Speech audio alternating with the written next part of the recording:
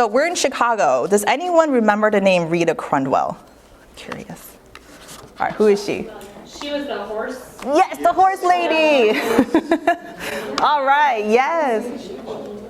So she was the treasurer and comptroller of the town of Dixon, Illinois for 29 years. And for 22 of those years, she was stealing from the town. And she ended up stealing $53 million from the town's taxpayers over the course of 22 years. So in 1990, I think she's actually just released from prison, actually. But in 1990, about 7 years into her job, she walked across the street and opened a secret bank account at Fifth Third Bank. And she modeled a bank account with the name that's very close to an account that the city would use or the town would use. And then she started funneling just hundreds of thousands of payments from the town's legitimate accounts into her own accounts.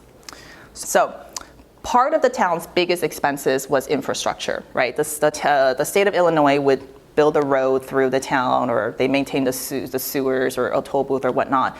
And as part of that, the state would allocate the whatever appropriate portion of their budget to every single township. So they would get invoices like this. And this is what the Illinois Department of Transportation invoice will look like. And you see this one it's blurry, but it's for $8,400. So what she would do is she would make her own invoice and then submit it for payment. And they were all paid. And there were 177 of them that were submitted over 22 years and used. She ran different schemes, but this was the main one. I think she stole $40 million this way. So this is the one that she made. And it's for $290,000. And those are not even the biggest ones. There were invoices for like $500,000 that were all paid.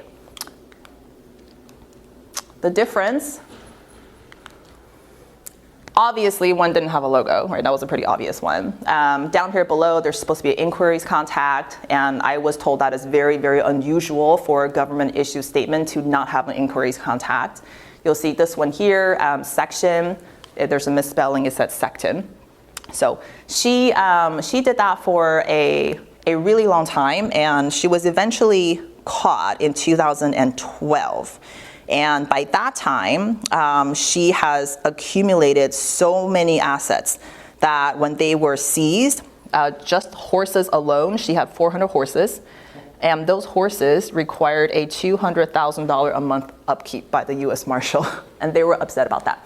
So the reason I bring this up is because 39% of the time, a fraudster will create a completely fake physical document to try to fool you, just like what the other invoice you're looking at. 32% of the time, they will take an actual, true, authentic document and alter it in some way. 28% of the time, they will fake or create a fake electronic document. 25% of the time, it will be a real, authentic electronic document, but altered in some way. And in 23% of the time, they will just completely withhold or destroy the documents altogether. Which brings up to the first point, which is, in general, we can all benefit from using our eyeballs just a little bit more carefully, applying extra due diligence in document review in order to spot anomalies. The devil is really in the details.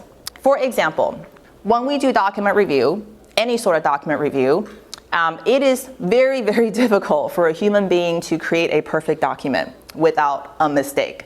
So that's the first thing you want to be looking at, things that just look a little bit odd. So I'm not saying that we don't understand how to recognize typos, but a lot of times we'll see something and say, oh, it's probably because of that, and then we just kind of gloss over it.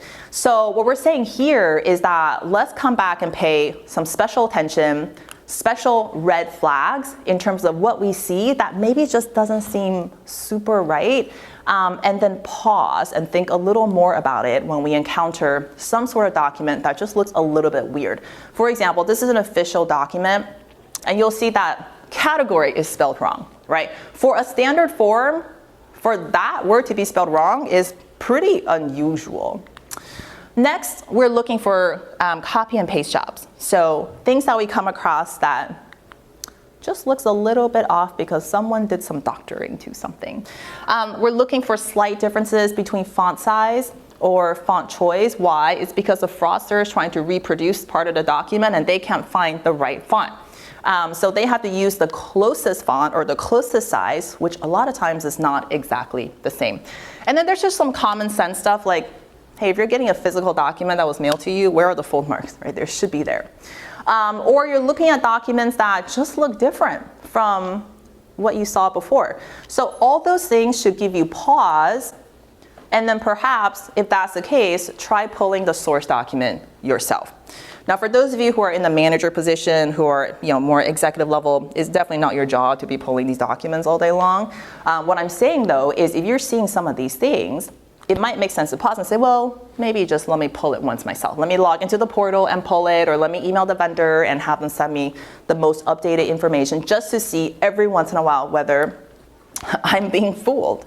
And lastly, always demand evidence for material items. This is a big thing in finance and accounting where if you're booking an entry or trying to pass through an amount that is larger than usual, always got to make sure that you have evidence for that.